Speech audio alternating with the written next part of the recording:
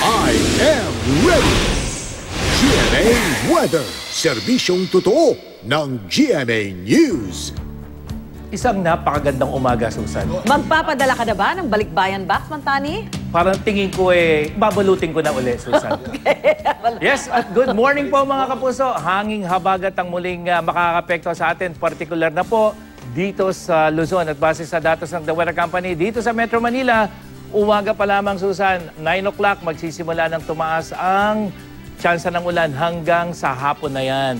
At sa ibang bahagi ng Luzon, asahan pa rin po ang tuloy-tuloy na mga pagulan, kumisa rin malakas, lalong-lalo na dito sa may Ilocos Region, Cordillera, hanggang dyan sa may western section ng Central Luzon, sa may Pangasinan, dyan sa may Zambales. Kaya patuloy po mga kapuso na I am ready sa posibleng flash flood at landslide. Maging sa Southern Luzon, meron pa rin po mga mahihinang pagulan. Silipin naman natin ang posibleng dami ng ulan na aasahan dyan sa may Mimaropa o Region 4B, dyan sa may Mindoro Occidental. Pinakamataas po yung posibilidad ng pagulan ngayong maghapon. At babala ng pag-asa, delikado pa rin pumalaot ang mga may maliliit na sakyang pandagat dyan sa seaboards ng Northern at Central Luzon, maging sa Western seaboard ng Southern Luzon.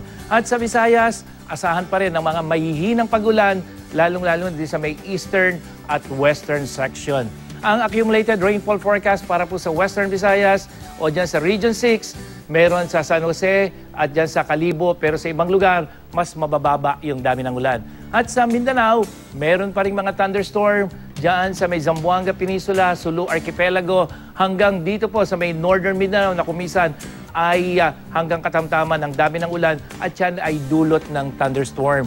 Silipin naman natin ang posibleng dami ng ulan na aasahan dito sa Soxargen o Region 12, Coronadal 4 mm, Kidapawan at Cotabato 2 mm. At yan po, dulot ng mga thunderstorm. At yan ang latest mula sa GMA Weather. Kung may weather question kayo, ready po ako sagutin yan. Mag-post lang sa I Am Ready Facebook page gamit ang hashtag na magtanong kay Mang Tani. Ako po si Nathaniel Cruz. Magplano para sigurado. I Am Ready, serbisyong totoo ng GMA News.